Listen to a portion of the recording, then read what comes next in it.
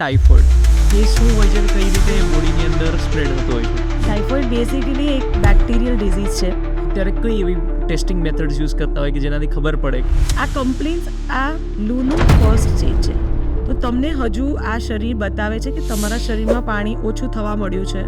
Generally વિમેન્સને main કરતાં UTI infections વધારે થતું હોય છે. વિમેનને વધારે થાય. એની એનેટોમી એવી રીતે છે કે જે નળી પેશાબ લઈને આવે છે. માની લો કે કોઈ બાઇક પરથી બહાર જાય છે જે ડાયરેક્ટ હીટને ફેસ કરે છે. આમાં 50% મિથ છે. એકદમ આવીને 1 લીટર પાણી ગચ કરીને એક ઊભા પી ગયા, that is not going to help your dehydration. સમરમાં વધારે રિસ્ક કોને હોય છે?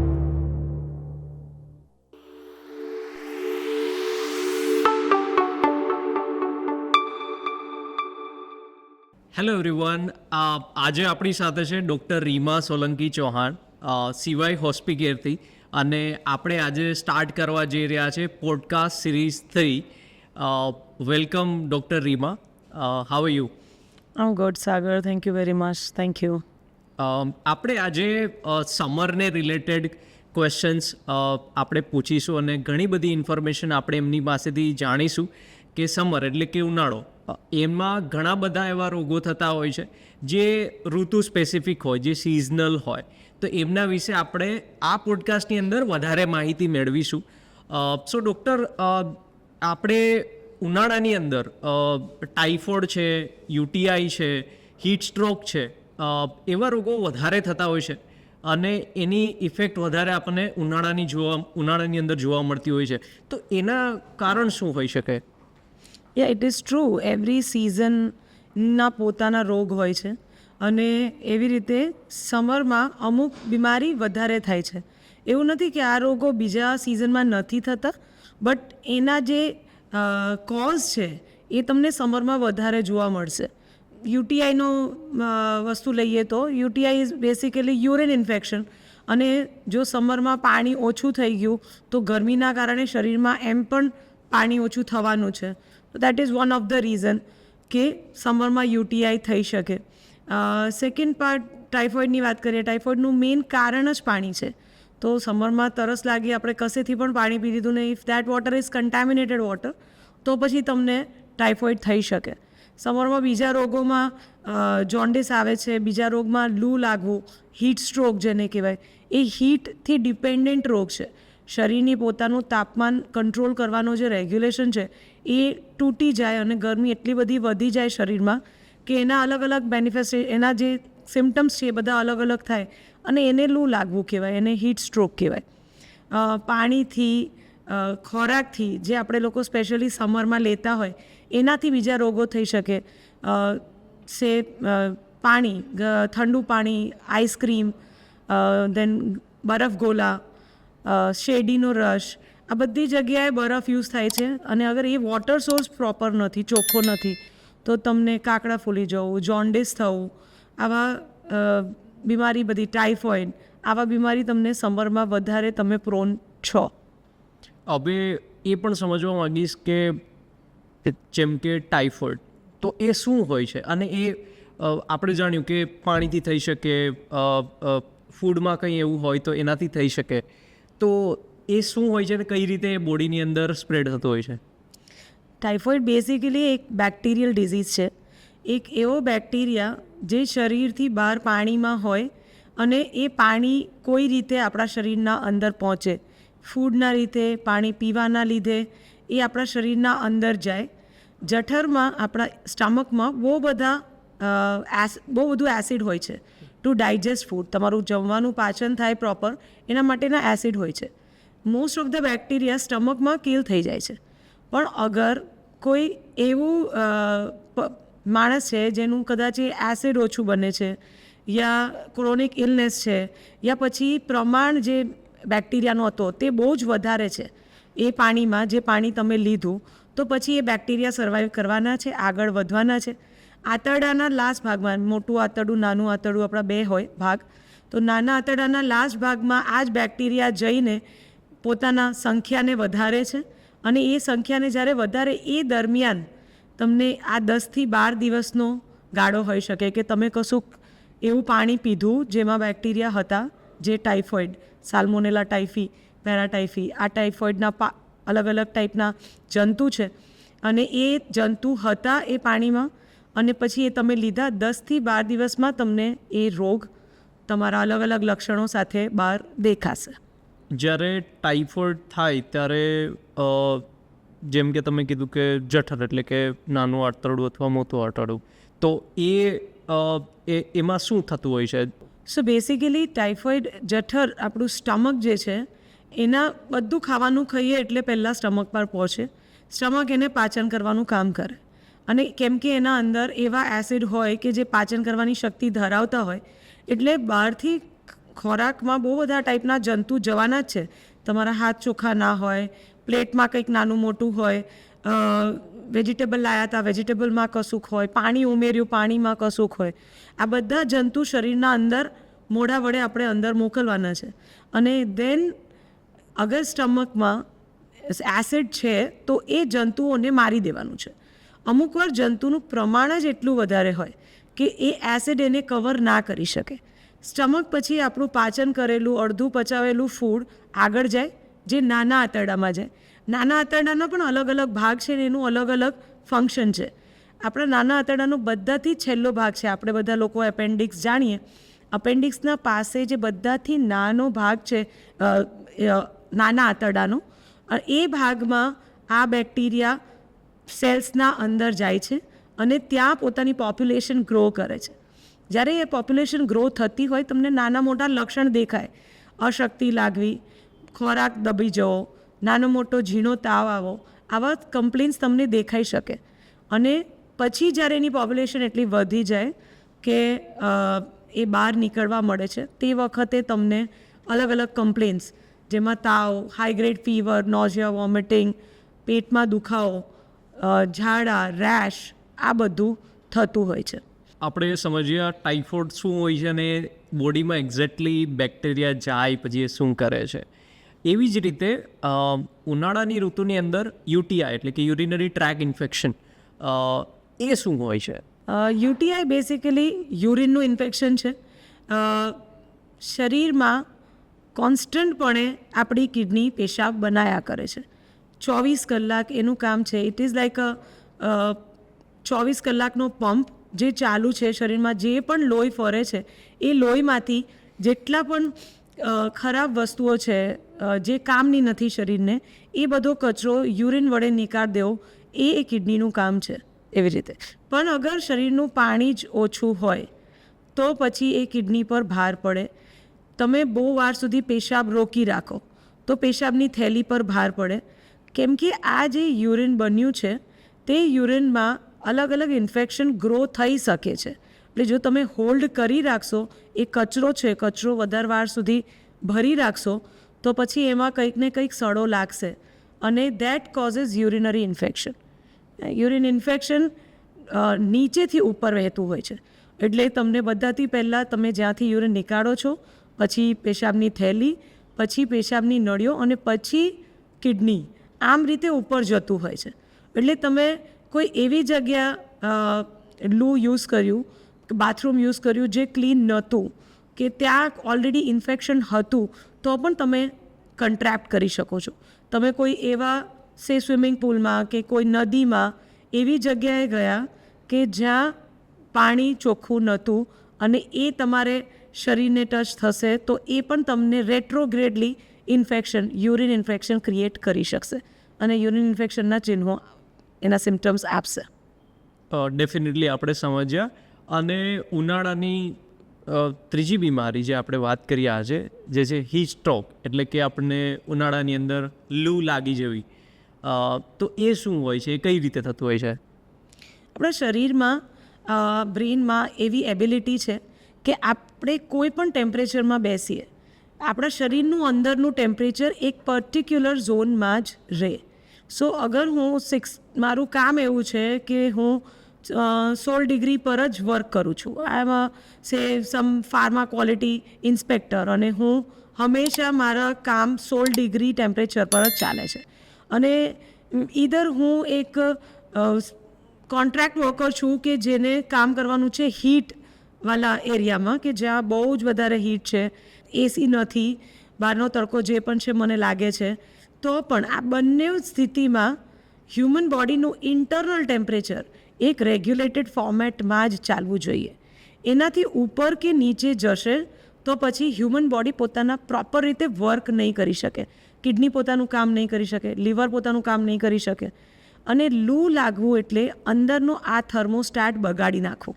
અંદરનો થર્મોસ્ટેટ એટલો બધો બગડી જાય કે તમારા ઇન્ટરનલ ઓર્ગન્સ કામ ન કરી શકે અને ધીરે ધીરે એ ઇન્ટરનલ ઓર્ગન ફેલિયર તરફ જવા મળે, એક પછી એક જવાબ આપવા મળે, એટલે કિડની બગડે, લીવર બગડે. જ્યારે આ સ્થિતિ થાય તો એને હીટ સ્ટ્રોક કહેવાય છે. પણ બેસિકલી તમારું ઇન્ટરનલ થર્મોસ્ટેટ બગડી જવું આને લૂ કહેવાય. હવે હીટ સ્ટ્રોક જે છે એટલે કે લૂ, તો એ શું ડેન્જરસ હોઈ શકે? અને જો કોઈ એને ધ્યાન ના આપે અને તો એને ક્યારે ડૉક્ટર પાસે જવું જોઈએ? એવા કયા સાઇન્સ એમને જોવા મળતા હોય? ઇન્ડિયા જેવી કન્ટ્રીમાં જ્યારે આપણે સમર હવે સામે જોઈ રહ્યા છે, we are looking into it, તો આપણને ખબર છે કે કદી પણ આપણે બહારથી આવીએ તો આપણું બોડી થોડુંક આપણને ગરમ ફીલ થતું હોય, અંદરથી ગરમ હવા આવતી હોય, મસલ પેઇન થતા હોય, હેડેક્સ થતા હોય. આ કોમન કમ્પ્લેન છે. કદાચ અત્યારે દર ઘરમાં 2 લોકો આ કમ્પ્લેન કરતા હશે કે મારા સ્નાયુઓ દુખે છે, કે મને મન નથી થતું ખાવાનું, પેટ દુખે છે, માથું દુખે છે. આ કમ્પ્લેન્સ આ લૂનું ફર્સ્ટ સ્ટેજ છે. તો તમને હજુ આ શરીર બતાવે છે કે તમારા શરીરમાં પાણી ઓછું થવા મળ્યું છે, તમારા શરીરમાં હીટ વધવા મળી છે, એટલે એ હિસાબે તમારા સ્નાયુઓ પેઇન કરી રહ્યા છે.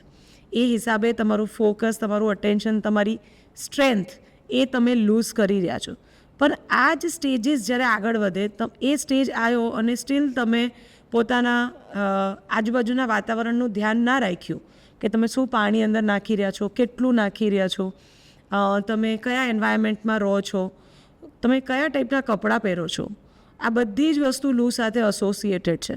સો તમે અગર આ ફર્સ્ટ કેર ન રાખી તો પછી ધીરે ધીરે તમારા ઓર્ગન્સ બગડશે.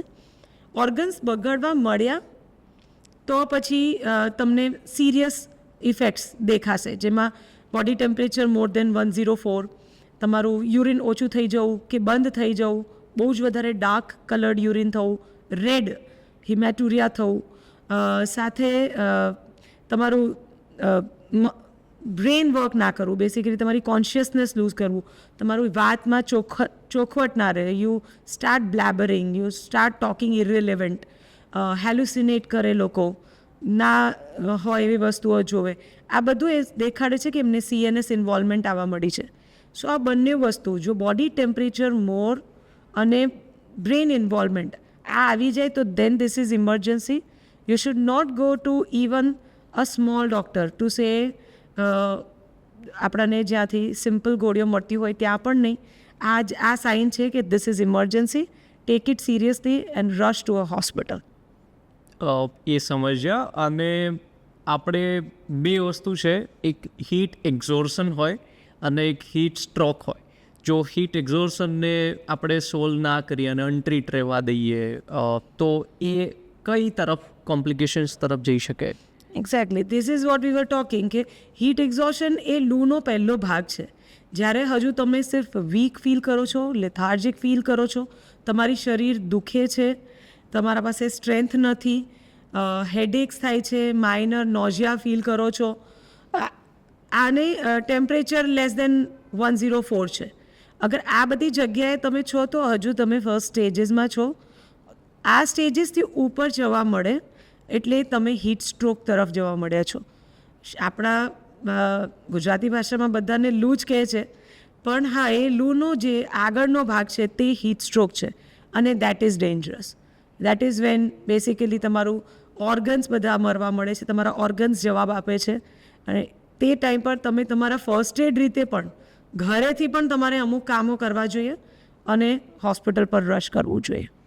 આપણે એ સમજ્યા અને એ બધાનું આપણે એ પણ સમજ્યા કે વોટર એટલે કે પાણી બહુ મહત્ત્વનું એક ભાગ છે આપણી ડેલી રૂટીન લાઈફની અંદર, ખાસ કરીને સમરની અંદર. તો ડિહાઇડ્રેશન એટલે કે પાણી આપણે ઓછું પીએ અથવા લિક્વિડ આપણે ઓવરઓલ ઓછું લઈએ એક્સટર્નલી, તો એનાથી આપણે ડિહાઇડ્રેશન થાય. તો ડિહાઇડ્રેશન સમરની અંદર બહુ કોમન હોય છે, આપણે અવારનવાર જોતા હોઈએ. તો એવી શું ટિપ્સ તમે આપશો કે જે આપણે હાઇડ્રેટ રહેવું જોઈએ અથવા જેનાથી આપણે હાઇડ્રેટ વધારે થઈ શકીએ ડેઇલી લાઈફની અંદર? ડિહાઇડ્રેશન ઇઝ બેઝિકલી તમારા શરીરમાં 70% પાણી છે. આ પાણી અલગ અલગ જગ્યાએ વપરાય છે. તમારા મસલ્સને ફ્રીલી મૂવ કરી શકો એના માટેની સ્ટ્રેન્થ ક્રિએટ કરે છે. તમારું ખાવાનું પચી જાય, તમારી કિડનીઝ પ્રોપરલી ટોક્સિન્સ નીકાળ્યા કરે, તમે બોલી શકો, સલાઈવા બન્યા કરે, આ બધી જગ્યાએ પાણી વપરાય છે. ડિહાઇડ્રેશન ઇઝ કે તમે એ પાણી પૂરતું રોજનું રોજ ના આપો. તમારા શરીરમાં તમારા વજન હિસાબે પાણી જોઈતું હોય. અગર એ પાણી તમે નથી આપ્યું તો પછી તમારા શરીર કશેથી ને કશેથી નીકાળીને કામ કરવાની છે. એવી રીતે એ બોડી, અને બિકોઝ કે અત્યારે સમર છે તો તમારા બોડી હીટથી જે ઇવોપરેશન થવાનું છે એ પણ એક વસ્તુ છે કે જ્યાંથી તમે વોટર લૂઝ કરવાના છો. અપાર્ટ ફ્રોમ કે તમે સ્ટૂલ પાસ કરો છો, યુરિન પાસ કરો છો, એના સિવાય તમે પરસેવો પણ નીકાળવાના છો. આ બધી જગ્યાએ જો પાણી પૂરતું તમે નહીં પહોંચાડો પાછા શરીરમાં, એ વસ્તુને ડિહાઇડ્રેશન કહેવાશે. અને ડિહાઇડ્રેશનના લક્ષણોમાં ઓછું યુરિન થવું, ડાર્ક કલર યુરિન થવું, તમને બહુ બધું ડ્રાય ફીલ થવું ગળામાં, તમને રાત્રે ઊભું થવું પડ્યું પાણી પીવા માટે, તમારા મસલ ક્રેમ્પ થયા, નસ ચડી જાય વારે વારે, અને સ્ટૂલ કોન્સ્ટિપેશન થઈ જવું. સો these are science of dehydration. આ જ્યારે આમાંથી કશુંક થાય છે એનો મતલબ કે this is time start drinking more water. Water can save 70% of your illnesses if you are in dehydration. પાણીને ટકાવવા માટે ઇલેક્ટ્રોલાઇટ અલગથી જોઈએ, કેમ કે જ્યારે તમે પરસેવાની વાત કરો છો એટલું પાણી નથી જઈ રહ્યું, એમાં ક્ષાર પણ જઈ રહ્યા છે. એટલે એ પાણીને ટકાવવા માટે તમારે ક્ષાર લેવા પડશે.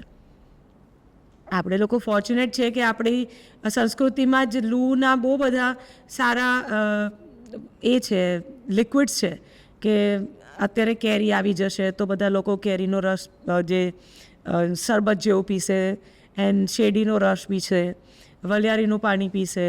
સો all those things come to us naturally. આપણા ડે ટુ ડે લાઈફમાં, ગુજરાતીઓના ડે ટુ ડે લાઈફમાં એ વસ્તુઓ આવે છે.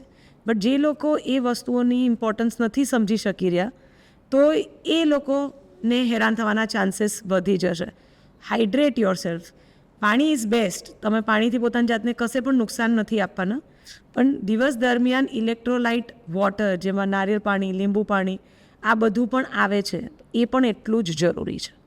હવે આપણે જનરલી બહાર જઈએ તો માની લો કે કોઈ બાઇક પરથી બહાર જાય છે જે ડાયરેક્ટ હીટને ફેસ કરે છે, અને ખાસ કરીને હજુ ટેમ્પરેચર વધશે ઉનાળાની અંદર, જેમ કે ઉનાળો પીક પર આવશે, તો લોકો બહારથી ઘરે આવે એટલે તરત જ આપણને એવી ઈચ્છા થાય, કેમ કે આપણે ઓલરેડી ડિહાઇડ્રેટેડ હોઈએ, બહાર જઈએ અને જો પાણી વ્યવસ્થિત ના લીધું અથવા લાંબી સફર કરી હોય તો શું તરત જ પાણી લેવું જોઈએ?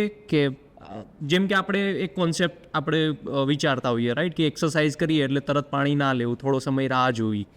તો એવું શું આમાં એવું કોઈ હોય છે કે એવું કોઈ મિથ છે કે લોકોને પ્રેક્ટિસ કરવી જોઈએ? યા, આમાં 50% મિથ છે. ધ થિંગ ઇઝ કે હા, તમારે બહારથી તડકામાંથી આવો એટલે શરીરને પાણી જોઈએ જ. તમને તરસ લાગી હોય કે ના લાગી હોય, તમારે પાણી પીવાનું જ છે. પણ લેવાની સ્પીડ શું છે એના પર બહુ જ મોટું ડિફરન્સ પડે છે. સો યુ કે નોટ કમ ડાયરેક્ટલી તમે એકદમ આવીને 1 લીટર પાણી ગચ કરીને એક ઊભા પી ગયા. That is not going to help your dehydration. It might feel good. ગરમી હશે ને જો તમને સાચામાં એટલી બધી હીટ લાગી ગઈ હશે તો એકવાર જ્યારે ઠંડુ પાણી શરીરમાં જશે તો એ જે મેં વાત કરી હતી થર્મોસ્ટેટની, એ હેલ્પ કરે, એ તમારા ઇન્ટરનલ થર્મોસ્ટેટને હેલ્પ કરશે. પણ ઇફ યુ હેવ કામ યોર સેલ્ફ ડાઉન, તમે બેસ્યા છો, પછી તમે ભલે લીટર પાણી પીવો છો પણ તમે શાંતિથી પીવો છો, ટેમ્પરેચરનો વાંધો નથી. If you are a person who enjoys cold water, have it cold એમ કરીને. પણ તમે જો ધીરે ધીરે એ હાઇડ્રેશન લો છો તો એ તમને ફાયદો વધારે કરવાનો છે. Same amount of water just તમે એને સ્પેન ઓફ 1 મિનિટમાં ના લઈને સ્પેન ઓફ 10 મિનિટમાં લો છો તો તમને એ હાઇડ્રેશન વધારે મદદ કરવાનું છે to fight the heat you come from એમ કરીને. જે લોકો કોર્પોરેટમાં હોય એટલે જનરલી ઓફિસીસમાં 9 to 6ની જોબ હોય એ લોકો એસીમાં વધારે બેસતા હોય. ઇવન ઉનાળાની અંદર એસીમાં બેસે એટલે સ્વાભાવિક છે કે એટલી આપણને તરસ ના લાગે, એટલી પાણી પીવાની ઈચ્છા ના થાય. તો એના માટે કોઈ ટીપ ખરી? અંદરનું બોડી ટેમ્પરેચર બેસિકલી તમને તરસના બધાનું અપ ડાઉન કરી શકે એવી રીતે. પણ જેમ મેં કીધું કે દર બોડી વેઇટનું whatever your body weight is multiplied by 0.035.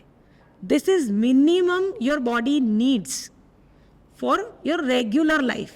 I'm not talking about કે જેમાં તમારે કંઈક બહાર જઈને મહેનત કરવાની છે, પરસેવો બહુ નીકાળવાનો છે. આ હું 9 to 5 વાળા લોકો માટે જ કહી રહી છું કે તમે લોકો બીજું કંઈ નહીં પણ તમારા બોડી વેઇટનું 0.035 આટલું મલ્ટીપ્લાય કરીને આટલું વોટર ઇન્ટેક તો એવરી ડે લો, because this is for your body regulation. આના ઉપર તમે સમરમાં છો, વિન્ટરમાં છો, બહાર જાઓ છો, તમે શું વર્ક કરો છો, એના માટે તમને શું બીમારી છે, say if you are losing water, nausea, vomiting છે, તમને કશું ઝાડા થઈ ગયા છે, તો એનું પાણી તમારે અલગ લેવું પડશે. એટલે તમે અંદર છો તો પણ બોડીની પ્રાઇમરી રિક્વાયરમેન્ટ તો તમારે ફૂલફિલ કરવી જ પડશે. અને that is not dependent on what kind of thirst you feel.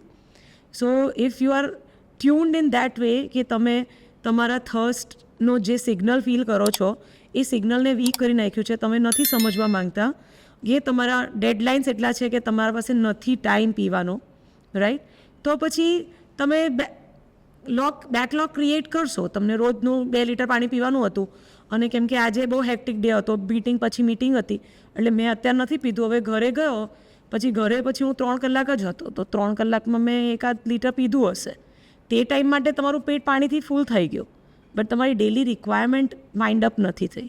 So I always suggest people કે કોઈક એવી સાથે વોટર એસોસિએશન કરી નાખો, બિઝી પીપલ, સ્પેશિયલી બિઝી પીપલને, કે તમે એવા વસ્તુ સાથે વોટર અટેચ કરી નાખો કે જે વસ્તુ તમને દર થોડી વારે કરવી જ પડતી હોય એવી રીતે. અગર તમે એવી રીતે એ વોટર ઇન્ટેકને કરી નાખશો, say if we are talking about a housewife, she is always busy અને એ ભૂલી જાય. મોસ્ટ ઓફ ધ પેશન્ટ્સ જે મારા હાઉસવાઇફ હોય છે એ લોકો એવું બોલે 12 વાગ્યા સુધી તો બેસવાનો ટાઈમ ના હોય, તમે આ બધું પાણી લઈને ક્યાં એ બધું, પછી અમે પી લઈએ, બેસી એટલે પી લઈએ, એવી રીતે જમવા બેસતા હોય એટલે પછી પીએ. અગર તમે 12 વાગ્યા સુધી સવારના મેઇન 6 અવર્સમાં તમે કશું પાણી નથી પીધું અને પછી 12 વાગ્યા પછી તમે ફૂડ લેશો, તમારું સ્ટમક ખાવાનાથી ભરી જશે, પછી તમે આરામ કરવા જતા રહેશો, પછી પાછું તમે તમારી પોતાની જાતની ઇવનિંગમાં બિઝી કરી લેશો, you don't have much time. તો તમે ફ્રી થશો ત્યારે પાણી પીશો, આવું ના કરી શકો. સો if you are a person કે હું આટલા વારે મારે કિચનમાં જવું જ પડે તો માટલું નજીક આવશે એટલે હું તો અડધો ગ્લાસ પાણી પીશ. અગર તમે આના સાથે એસોસિએટ કરો છો, if you are a doctor, C I always do this practice કે ભાઈ 2 પેશન્ટ પતે એટલે બોટલ લઈ લેવાની, પ્યાસ લાગી હોય ના લાગી હોય, it doesn't matter. After every 2 entries you should drink. IT people should do the same. If you are doing some chores every day, કે ભાઈ જેમાં મને આ કામ તો મારે રોજ જ કરવાનું, તો હું જેટલી વાર આ વિન્ડો ઓપન કરીશ ને, that is my subtle reminder કે I have to drink water. So if you associate your lifestyle અને યોર વર્ક ટુગેધર, તો પછી તમને રિમાઇન્ડર્સની જરૂર નહીં પડે. Eventually it becomes a habit અને every time you do that, એ તમારે સબકોન્શિયસલી તમે વિચાર્યા વગર તમે એ બોટલ પકડી લેશો, તમે પાણી પીવા મળશો. બટ યસ, અમુક ટાર્ગેટ્સ રોજના ખતમ કરવા જ પડે, એના સિવાય your body is not going to help you. હવે હું એક આર્ટિકલ હમણાં રીડ કરી રહ્યો હતો, એની અંદર એવું હતું કે જ્યારે તમને પાણીની તરસ લાગે છે, તમે જ્યારે થ્રસ્ટી છો, તો તમે નોર્મલ વોટર લો, ચાહે કોઈ માટલાનું વોટર હોય કે નોર્મલ વોટર હોય જેનું ટેમ્પરેચર નોર્મલ હોય બેઝિકલી, ઇન્સ્ટેડ ઓફ તમે બહુ જ ઠંડુ પાણી પીવો કેમ કે તમને તરસ લાગી છે. તો એનો મતલબ એવો હતો કે તમે જો ઠંડુ પાણી પીશો તો તમને થ્રસ્ટ જલ્દી જતી રહેશે, તમને તરસ જે લાગી છે તમે જલ્દીથી કમ્પ્લીટ કરી શકશો. પણ જે તમને હાઇડ્રેશન તમારી બોડીને જોઈએ છે એ કદાચ એટલું નહીં થાય. માની લો કે તમે નોર્મલ વોટર પીવાના હતા તો એ 1 ગ્લાસ 1.5 ગ્લાસ તમે પીવાના હતા, પણ તમે જો ઠંડુ પાણી પીધું તો તમે અડધો જ ગ્લાસ કે 1 જ ગ્લાસ પી શક્યા. તો આ એક મિથ છે કે કંઈ ખબર ના પડી? I do not agree with this. See, if you are a person જેને પહેલેથી ઠંડુ પાણી પીવું જ ગમે છે તો હું તમને ગરમ આપીશ તો તમે ઓછું પીશો. So it is about habit કે તમે કયા ડિગ્રીનું પાણી પીવો છો. Certainly don't go in extremes. ના બહુ ગરમ પાણી, ઉકાળેલું પાણી એવરી ડે પીવું is not a good idea. At the same time always chilled ice વોટરની હેબિટ ક્રિએટ કરવી એ પણ ગલત આઈડિયા છે. But yes, in between waters when we live in India there is lot of heat. બહુ જ ગરમી છે અત્યારે, એટલે ફ્રિજ વોટર કે માટલું વોટર ચેરિશ કરવામાં કશી ખરાબી નથી. હા, તમને જ્યારે તમે રૂમ ટેમ્પરેચરનું પાણી પીઓ છો તમારી ટંગ વધારે સેટિસ્ફાઈ નથી થતી. ઇન્સ્ટન્ટ ગ્રેટિફિકેશન રૂમ વોટર પર નથી મળતું, અને એટલા જ માટે એટલા પણ ઠંડા પીણા છે એનું આખો માર્કેટ જ એના પર છે કે તમારી ટેસ્ટ, તમારી ટંગ જે છે એ તમને વધારે સેટિસ્ફાઈંગ ફીલ થાય if you put say cold water on it, આમ કરીને.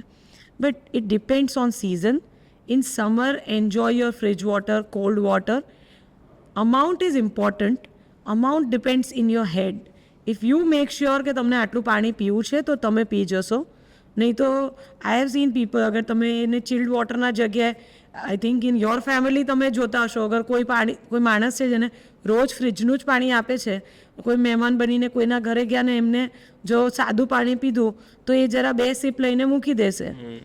ઇન્સ્ટન્ટલી ઘરે જતાની સાથે પોતાની બોટલમાંથી આખી લીટર પાણી પતાવી નાખશે. So it's very personal choice I feel. Okay, આપણે હીટ સ્ટ્રોકની જ્યારે વાત કરીએ ત્યારે કયા એજ ગ્રુપ, જેમ કે બાળકો છે, કિડ્સ છે, એડલ્ટ્સ છે, સિનિયર સિટીઝન્સ છે, અથવા જે લોકો ઘરની બહાર જઈને કામ કરે છે, હાર્ડવર્ક કરે છે તડકાની અંદર, તો કયા એજ ગ્રુપને હીટ સ્ટ્રોકમાં વધારે ઇફેક્ટ થાય એવું કશું હોય છે? રિસ્ક વધારે રહે. યંગ કિડ્સ, એલ્ડરલી, આ લોકોને રિસ્ક વધારે રહે. અને જે લોકો ઓફકોર્સ જે લોકો બહાર જાય છે, જે લોકોનો ઓલરેડી હીટ સાથે આવો રિલેશન છે કે એવરી ડેનો એક્સપોઝર છે, એ લોકોના પણ લૂ થવાનો રિસ્ક વધારે રહે. લૂ થયા પછી, because if we talk about elderly, એ લોકોના ઓર્ગન્સ ઓલરેડી વીક ઓર્ગન્સ છે, ગ્રોન ઓર્ગન્સ છે, એજ્ડ ઓર્ગન્સ છે. તો ઓર્ગન ફેલિયર સ્ટાર્ટ થશે ત્યારે એજ્ડ ઓર્ગન્સ બહુ સર્વાઈવ નહીં કરી શકે. એટલે બિકોઝ ઓફ દેટ આ જે પર્ટિક્યુલર ક્રાઇટેરિયાઝ છે, less than say 10 year of age, more than 60 years, people with diabetes, hypertension, જેમને ક્રોનિક ઇલનેસીસ છે, આ લોકોને આપણે લોકોએ હીટથી વધારે પ્રોટેક્ટ કરવું. You are talking about people who work in extreme conditions, તો એ લોકો માટે પણ people of marketing who are on field વધારે પડતા, યા ફિલ્ડ જોબ્સ, જેની પણ ફિલ્ડ જોબ્સ છે, એ લોકો, people who work with high temperatures, be it summer be it winter. પણ માનો ફેક્ટરીઝ છે જેમાં બોઇલર્સના પાસે કામ કરે છે, જ્યાં હીટ બહુ વધારે છે, સર્ક્યુલેશન પુઅર છે, તો તમે ઘરના અંદર પણ હશો તો પણ તમને, ફેક્ટરીના અંદર પણ હશો, બિલકુલ તમે સવારે 7 વાગ્યાથી આવી જાઓ છો ને રાત્રે 8 વાગે જાઓ છો, વિન્ટર છે, તો પણ તમને હીટ સ્ટ્રોક થઈ શકે છે. સાદી ભાષામાં લૂ થઈ શકે છે. પણ વધારે આ લોકોને ગરમીમાં સેવ કરવું જોઈએ કે જેમાં 10 વર્ષથી નીચે અને 60 વર્ષથી ઉપર અને કોઈ પણ ક્રોનિક ઇલનેસ કોઈને હોય તો.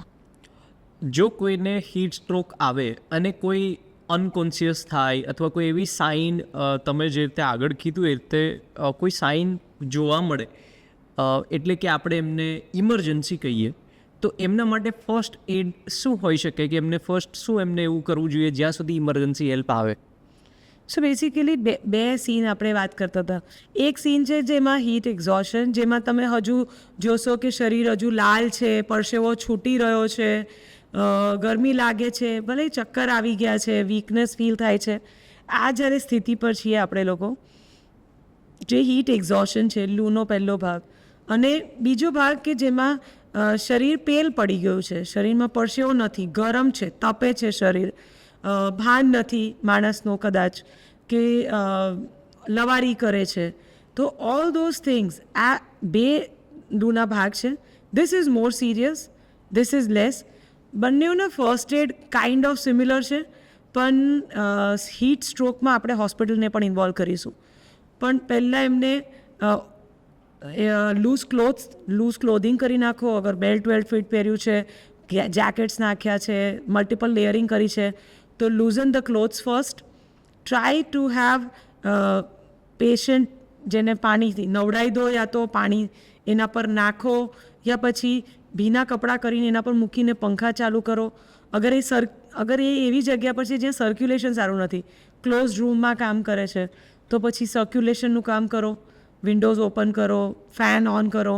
સો ધીઝ આર ધ થિંગ્સ જ્યાં આપણે બોડી ટેમ્પરેચરને કૂલ ડાઉન કરવાનો ટ્રાય કરે છે.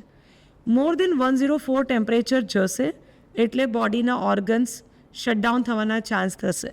તો અગર સ્ટ્રોકમાં પણ પેશન્ટ છે જેમાં તમને લાગે છે પેશન્ટને બહુ જ ગરમ છે પણ જરાય પરસેવો નથી, ફીકો પડી ગયો છે પેશન્ટ ને વાત નથી કરતો યા લવારી કરે છે પેશન્ટ, તો આ બધા સિનારીઓમાં એ પેશન્ટને ઓફકોર્સ ફર્સ્ટ એડ આપવાની છે જ્યાં સુધી ડૉક્ટર્સ આવીને બીજું કશું સ્ટાર્ટ નથી કરી રહ્યા. એટલે સર્ક્યુલેશન એનું આજુબાજુ સરસ છે, ભીના કપડાં એના પર પડ્યા હુઆ છે, પંખો ચાલુ છે, એના કપડાં લૂઝ કરી નાખ્યા છે, ઓલ ધોઝ થિંગ્સ. અગર શૂઝ પહેર્યા છે તો શૂઝ સોક્સ નીકાળી દેવાના છે. So you have to work on all those parts. ઘણા બધા લોકોની સર્વિસ જ બહાર હોય છે, જેમ કે આપણે જોઈએ ટ્રાફિક પોલીસ છે જેમને બહારનું કામ હોય છે, આપણી ઇન્ડિયન આર્મી છે, પોલીસ કર્મીઓ છે, તો એ લોકોનું વધારે આવું થવાના ચાન્સીસ હોય. તો એમના માટે એકદમ બેઝિક ટિપ્સ ખરી, જેમ કે એ શું એવું કરી શકે કે જેનાથી એટથી થોડું બચી શકાય? ફોર્ચ્યુનેટલી આપણી બોડીમાં હોમિયોસ્ટેસિસ છે. એનો મતલબ કે આપણે પોતાના શરીરને અમુક રીતે ટ્રેન કરી શકીએ છીએ.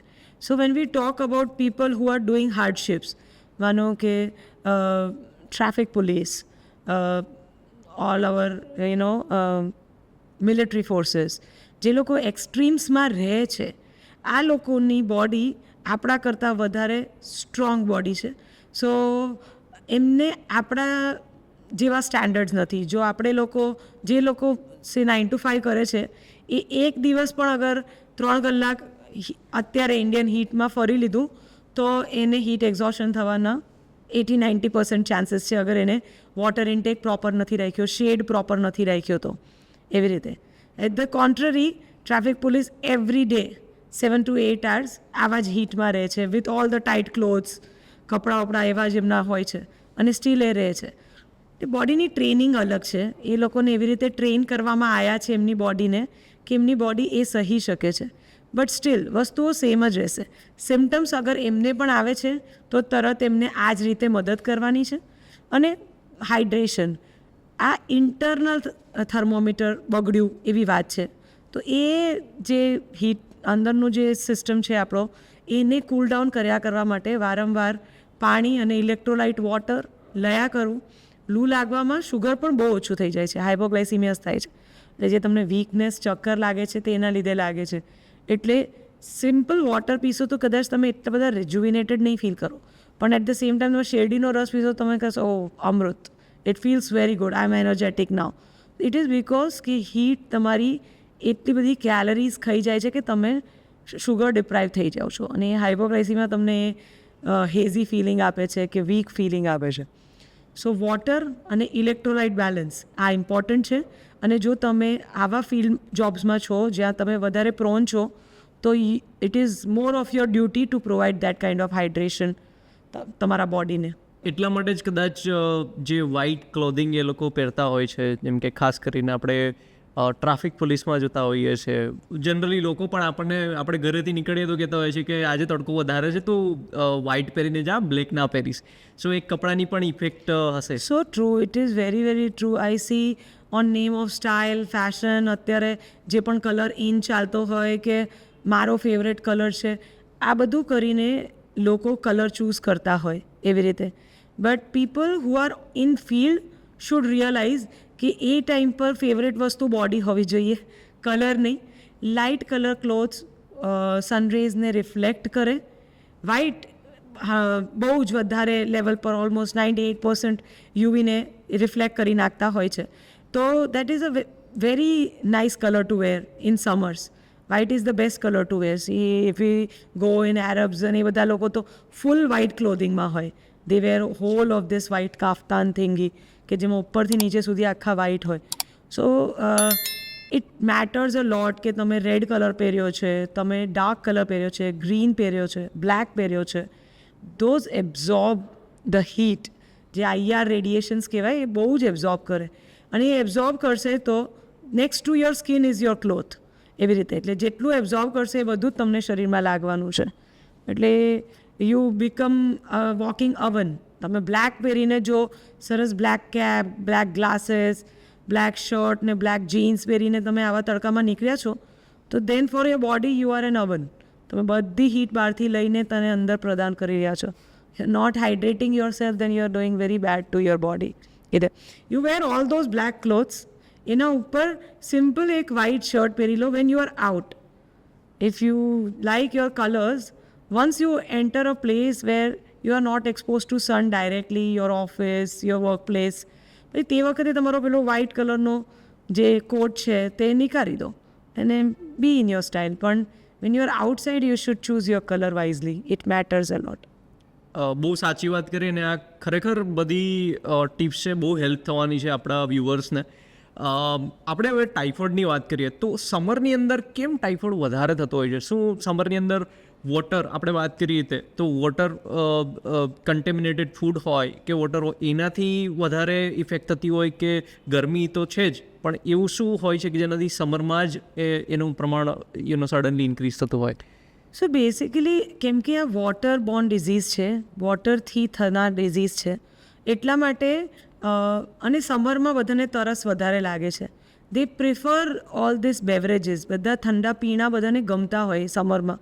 એટલે બહાર નીકળ્યા તો લીંબુ પાણી, કશે શિકંજી મળતી હોય, કશે શેરડીનો રસ મળતો હોય, તો તરસ લાગી હોય ને જો એ પર્સન ઇઝ ધેર તો તમે પસંદ કરશો કે લાવો એક પી લે, થોડું ઠંડુ લાગશે.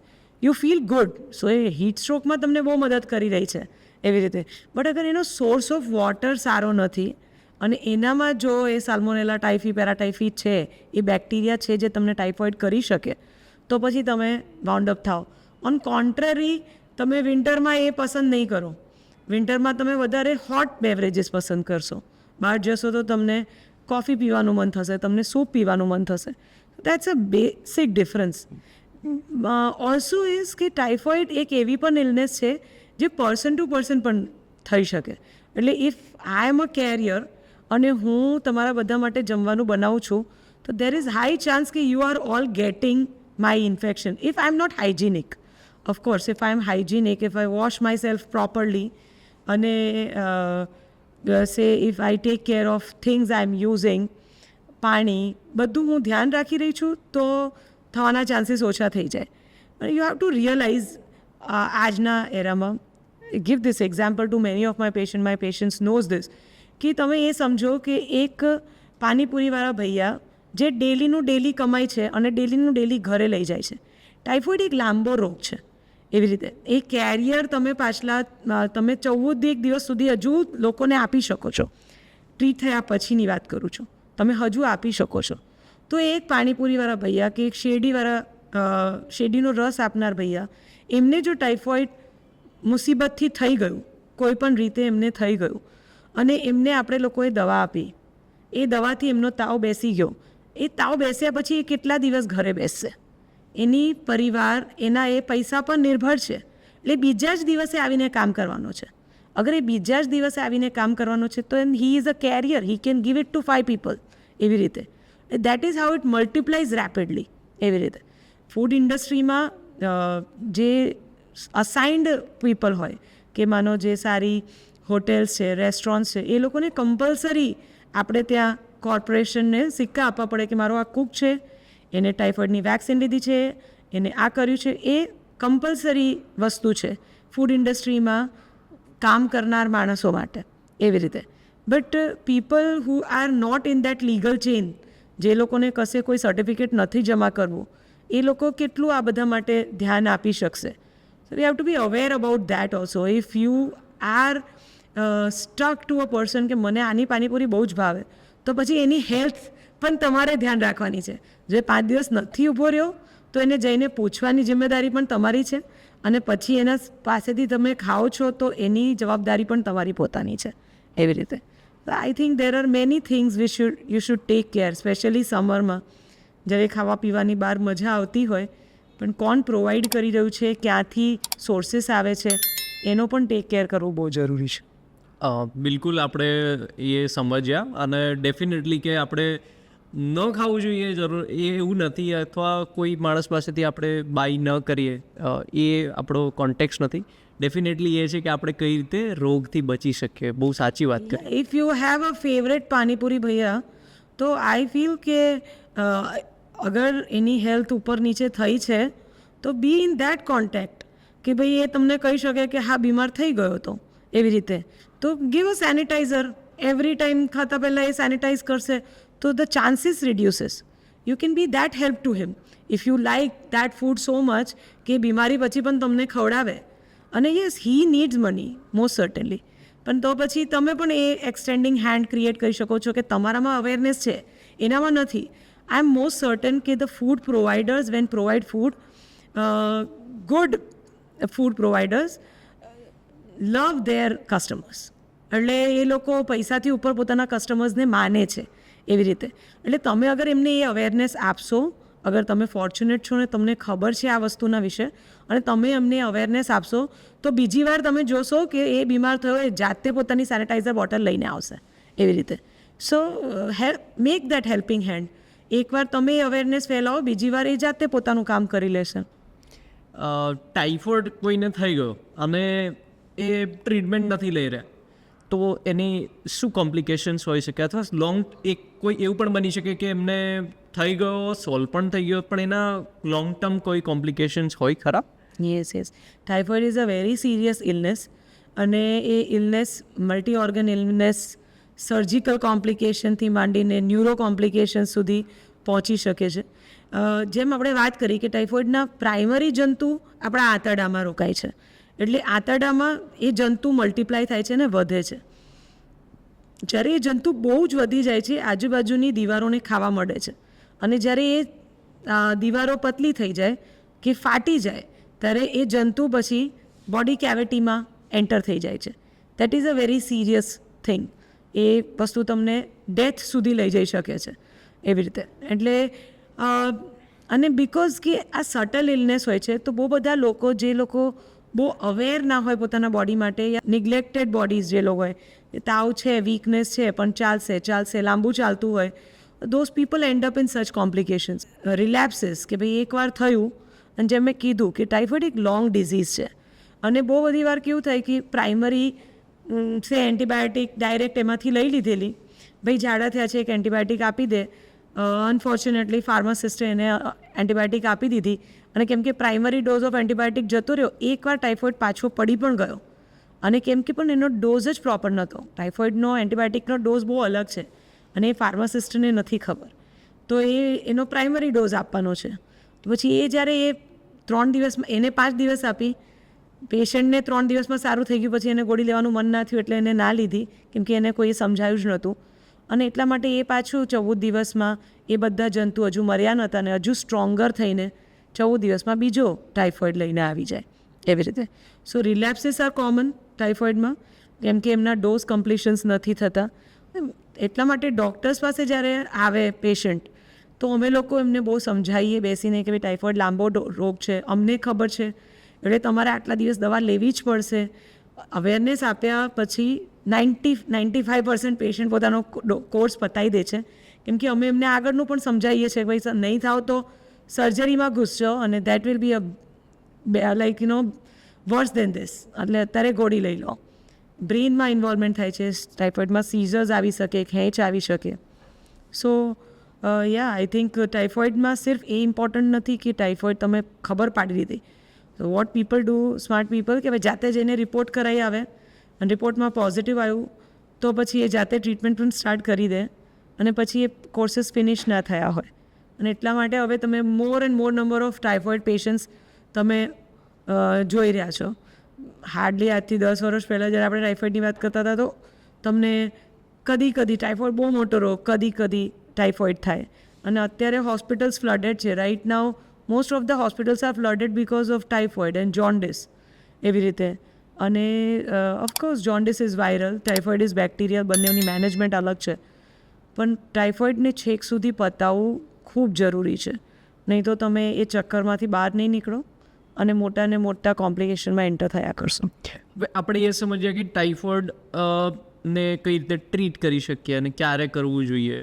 પણ જો કોઈને સિમ્ટમ્સ છે કે આજે એમને પેટમાં દુખાવો થઈ રહ્યો છે કે બીજા કોઈ કોમ્પ્લિકેશન્સ આવી રહ્યા છે, તે આપણે અત્યારે કઈ એવી ટેસ્ટિંગ મેથડ્સ યુઝ કરતા હોય કે જેનાથી ખબર પડે કે ટાઇફોઇડ છે? ટાઇફોઇડમાં સારા બ્લડ રિપોર્ટ્સ છે, કેમ કે એ બેક્ટેરિયા છે એટલે કલ્ચર સેન્સિટિવિટી એ બહુ સારો રિપોર્ટ છે. તો બેસિકલી આપણે એમનું લોહી લઈએ અને લોહીમાંથી જંતુ છૂટો પાડીએ, જંતુને ગ્રો કરીએ અલગ મીડિયમ પર, પછી આપણે લોકો માઇક્રોસ્કોપમાં જોઈએ અને પછી એ જંતુ સ્પેસિફિકલી કઈ એન્ટીબાયોટિકથી મરે છે એ સુધીનો રિપોર્ટ આપણને મળી શકે છે. લેબમાં એન્ટીજન ટેસ્ટ હોય છે, લેબમાં RT-PCR, આપણે કોવિડ વખતે RT-PCR કરતા હતા, તો that test is also available. That's also very good test. So ટેસ્ટિંગમાં આપણા પાસે બહુ બધા એ હોય છે. પ્રાઇમરી રિપોર્ટ CBCથી CRPથી પણ ટાઇફોઇડનું એના જે ડિફરન્સિએશન બધા જોતા હોય એમાં ટાઇફોઇડ ડૉક્ટરો છૂટા પાડી લે છે. પણ કેમ કે હવે એન્ટીબાયોટિક રેઝિસ્ટન્સ વધી ગયું છે એટલે કલ્ચરનું મહત્ત્વ બહુ વધી ગયો છે. હવે જ્યારે એન્ટીબાયોટિક રેઝિસ્ટન્સની વાત કરીએ ત્યારે એ પણ ક્વેશ્ચન છે કે જો કોઈ ટાઇફોઇડ પેશન્ટ તમે પહેલાં ડાયગ્નોઝ કરો છો, કેમ કે તમે પ્રાઇમરી ફિઝિશિયન, ફેમિલી ફિઝિશિયન છો, એટલે તમે પહેલાં ડાયગ્નોઝ કરો, પછી એની શું ટ્રીટમેન્ટ હોય અને ઇન્ડિયાની અંદર ખાસ કરીને એન્ટીબાયોટિક રેઝિસ્ટન્સનું ટાઇફોઇડ માટે તમારું શું માનવું છે? Things are getting worse. રોજ આપણે દર વર્ષે વધારે સ્ટ્રોંગર જંતુ આવી રહ્યો છે ટાઇફોઇડનો, અને એવરી યર અમને લોકોને રેજિમેન્ટ્સ ચેન્જ કરવા પડે છે, રેજિમેન્ટના ડોઝીસ ચેન્જ કરવા પડે છે એવી રીતે. અને પેશન્ટ ટુ પેશન્ટ પણ રેઝિસ્ટન્સ અમને ડિફરન્ટ દેખાય છે.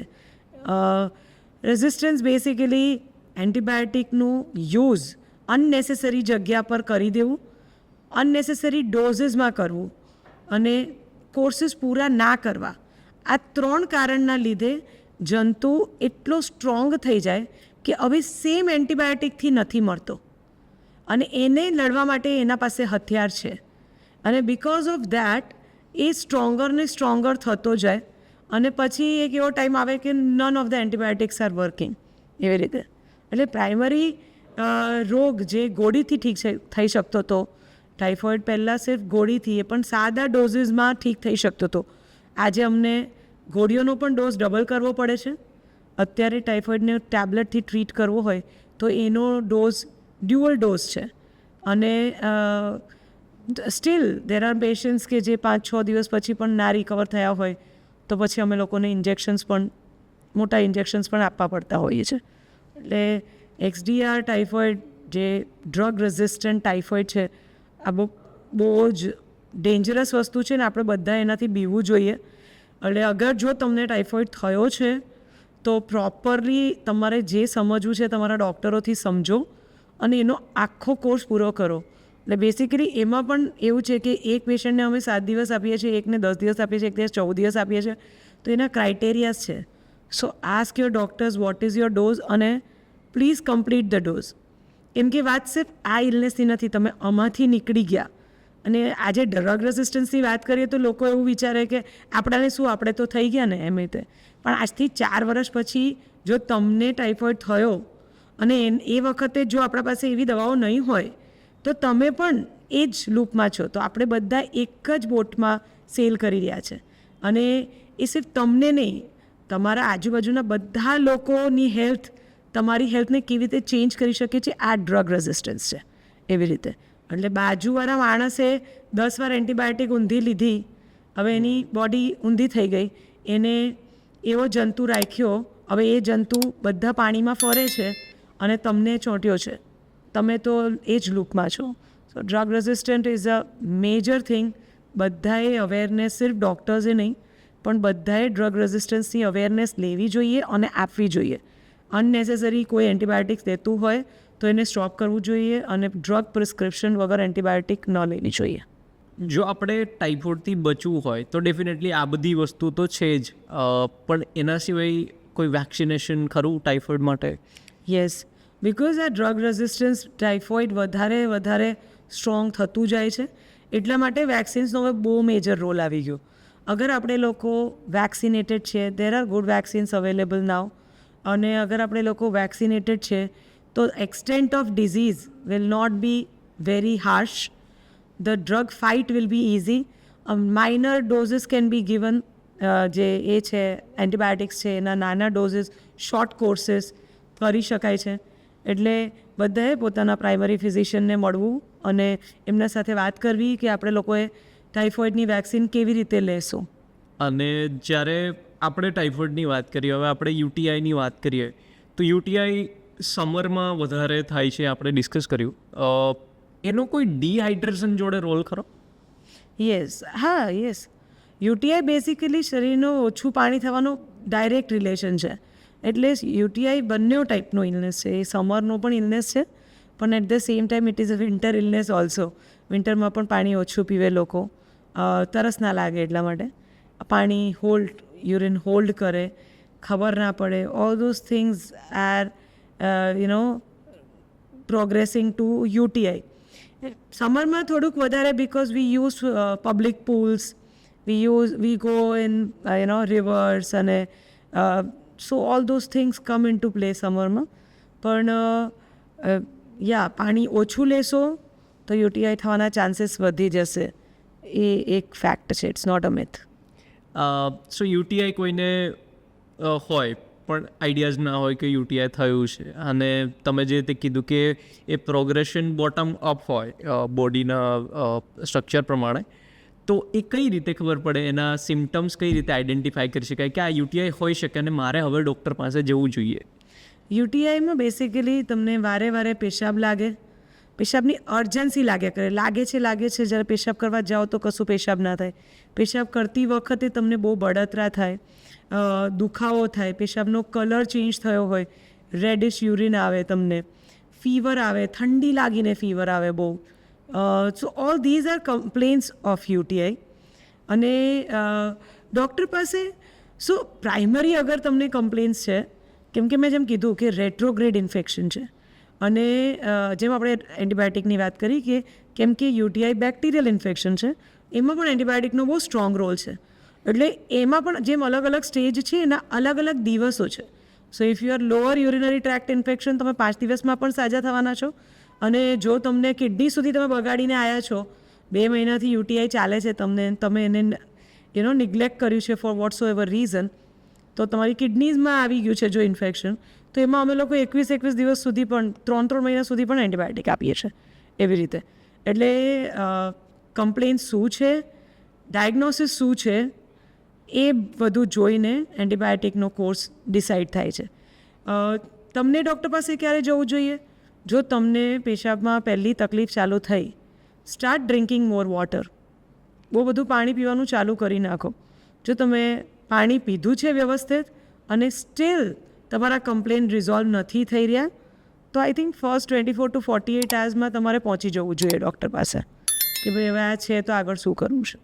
આપણે એ સમજવા માગીએ છીએ કે જનરલી વિમેન્સને મેન કરતાં યુટીઆઈ ઇન્ફેક્શન્સ વધારે થતું હોય છે કે કઈ રીતે હોય છે? વિમેનને વધારે થાય. એની એનેટોમી એવી રીતે છે કે જે નળી પેશાબ લઈને આવે છે તે નાની છે, અને because of that urine infections ફિમેલને વધારે થતા હોય છે. લાઇફસ્ટાઇલ ચેન્જીસ કેવા કરવા જોઈએ? હાઇજીન કઈ રીતે વધારે રાખી શકીએ જેનાથી યુટીઆઈ ઇન્ફેક્શન આપણે અવોઇડ કરી શકીએ? લાઇફસ્ટાઇલમાં હાઇડ્રેશન, પેશાબ ન રોકવું, અને પેશાબ જ્યાં કરીએ છીએ ત્યાંની ચોખ્ખાઈ રહેવી.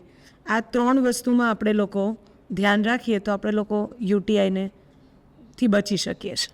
સમરમાં હેલ્ધી રહેવા માટે એવી કઈ 3 એડવાઇસ તમે લોકોને આપી શકો? સમરમાં હેલ્ધી રહેવા માટે ફર્સ્ટ ઓફ ઓલ હાઇડ્રેશન, પાણીનું પ્રમાણ જેટલું શરીરમાં જોઈએ એટલું પાણીનું પ્રમાણ આપવું જોઈએ. Second thing is light colour clothes, અને third thing will be what kind of water you are putting in your body. તો that 3 will be I think the most important thing. That is really helpful. આપણે rapid ક્વેશ્ચન્સમાં જઈએ તો hydration માટે best drink શું? પાણી. Most dangerous શું છે?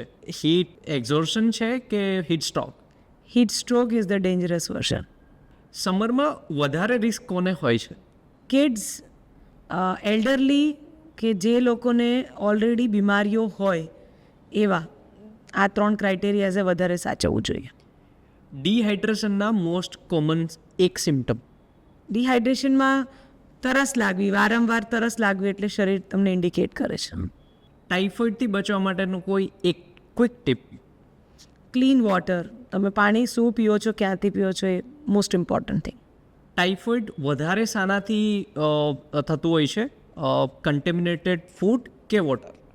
Contaminated water for sure. Best fruit કયું છે હાઇડ્રેટ કરવા માટે બોડીને સમરની અંદર? Summer fruits basically watermelon, shakkarteti, કેરી.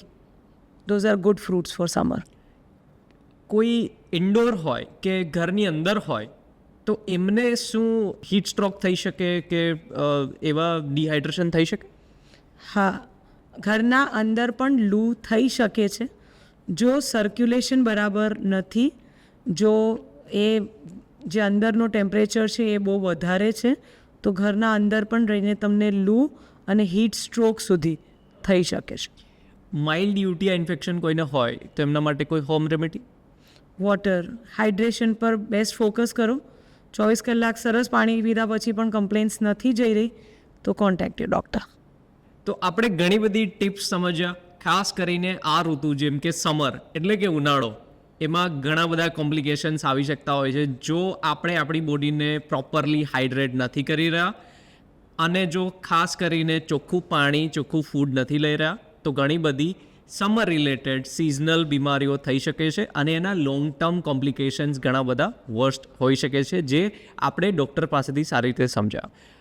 ડૉક્ટર રીમા સોલંકી ચૌહાણ એક પ્રાઇમરી ફિઝિશિયન છે અને બેસ્ટ એડવાઇસ સિઝનલ જે બીમારીઓ થતી હોય એ લેવા માટે પ્રાઇમરી ફિઝિશિયન પાસેથી સમજવું બહુ જ ઇમ્પોર્ટન્ટ હોય છે, કેમ કે લોકો પહેલાં ફેમિલી ફિઝિશિયન પાસે જતા હોય છે કોઈ પણ રોગને ટ્રીટ કરતાં પહેલાં. તો આપણે બહુ સારી એડવાઇસ એમની પાસેથી લીધી. બધા જ વ્યુઅર્સને રિક્વેસ્ટ છે કે આ વિડીયોઝને શેર કરજો જેથી કરીને આ સમરને આપણે બધા સાથે બીટ કરીએ અને બીમારીથી વધારે ને વધારે બચી શકીએ. Thank you very much doctor Reema આજે પોડકાસ્ટ 3 શૂટ કરવા માટે, અને ડેફિનેટલી આપણે હોપ કરીએ છીએ કે ઘણા બધા લોકોને આનાથી ફાયદો થશે. I hope so. Thank you so much. Thank you.